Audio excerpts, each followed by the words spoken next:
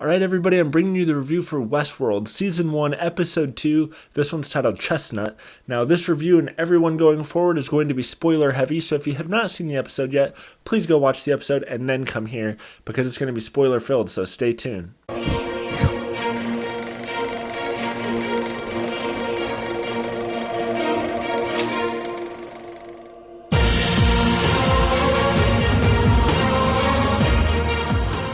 So welcome to KM Reviews. I am Nettleman. If you're new to my channel, make sure you subscribe to get updated reviews every single week. Now, the way I'm going to do these Westworld reviews is I'm going to go over my pros, my cons, some questions I have, and then some theories going forward. So to start off with the pros, one of the cool things that they've slowly been introducing us to is the outside world outside of Westworld, because we really don't know a whole lot about it. We didn't see a whole lot of it in the first episode, and this time we kind of start seeing the entrance into Westworld, right? We see their trains. It kind of looks like it's underground. You see a bunch of rocks.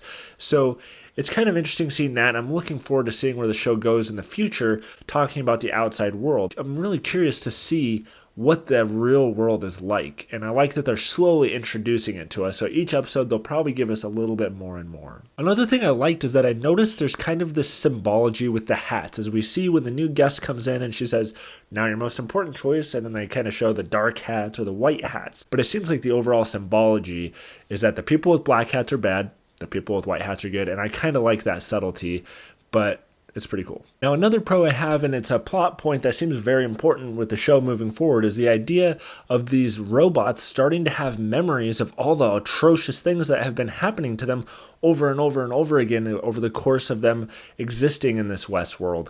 They kind of seem to be interpreting them as dreams or daydreams, where they'll kind of be walking along and all of a sudden it's like they have this visualization of everyone being dead, probably from an experience they had. It seems that these robots have kind of like post-traumatic stress disorder, where they're supposed to be dumping these memories every day, but somewhere in their core systems and programming, it's being kept there. And we see this more in depth with Thandie Newton's character as she wakes up during a surgery near the end of the episode, and she's like, holy shit. And it's almost like Neo waking up in the Matrix, where the curtains are just pulled from her eyes, right? She's walking around going, holy shit, what the hell? She's got a knife. She's running through with her gut cut open, and she's seeing all the robots being sprayed off, kind of like the cleanup crews afterwards, and her mind is exploding right now. Now, we also have Ed Harris's character, who's going on this epic journey, and I feel like they could almost make the whole show revolve around him if they wanted to, as far as I'm concerned, because he's such a good actor, and his storyline is so intriguing and gripping to me, but really it's all about that map, right? And so I'm so curious what that map leads to. If that map is it engraved in like all the robots' heads, or was it just that one? And what made him go on this journey to begin with? How did he find out about this map? There's so many questions I have involving that map and his storyline that I'm sure they're going to throw us nuggets here and there throughout the show. But I'm really liking that storyline, so that's a huge pro for me. And lastly, they kind of showed it in the last episode too, but I love, one, the intro to this show, and two, the way they kind of show them here and there making these robots, where it's almost like they're 3D printing them, and you can see them kind of swooping through that white goo and kind of pigmenting their skin and dressing them up, and all the little things that go into building these robots is just really cool. I love how they just throw all these little cool nuanced things in there here and there, and I can't wait to see more of that. Now, moving on to the cons. This list is a lot smaller, and honestly, they're only cons because I feel like they're things that aren't going to be addressed in the show, and to me, they're just logical fallacies that don't make sense to me. One of which being the fact that they talk about how robots can't hurt the guests, but they haven't really addressed the guests hurting the guests. Like, okay, the guns don't work if you point it at a human being, but what about knives and forks, and what if you choke somebody? They don't even necessarily know themselves who's a robot and who's not unless they see him on the train or something. So, for example, in the show earlier, the one guy stabs the guy in the hand with a fork. What if he had done that to a guest? What if, Ed Harris is stabbing people with knives and swords and whatever? What if he did that to a guest, not knowing that it's a guest? What if a big fight breaks out and they frickin' strangle somebody to death? I feel like they haven't really addressed that part of it, so it kind of doesn't make sense to me. Also, they've kind of shown the cleanup crews a little bit, kind of like spraying robots off and setting things up, but they haven't really addressed how much time it takes in between each of these days that start up. Do they do this every single day? Because that seems impossible to me, because they have this pretty much entire statewide massive arena of stuff happening. You mean to tell me that they clean all of that shit up every single day and set it up perfect to look like a brand new day every single day? There's no way, unless they have the biggest cleanup crew in history. So I'm assuming there's like maybe a week that goes by between each thing, or maybe they do this once a month or something, but they haven't really addressed that.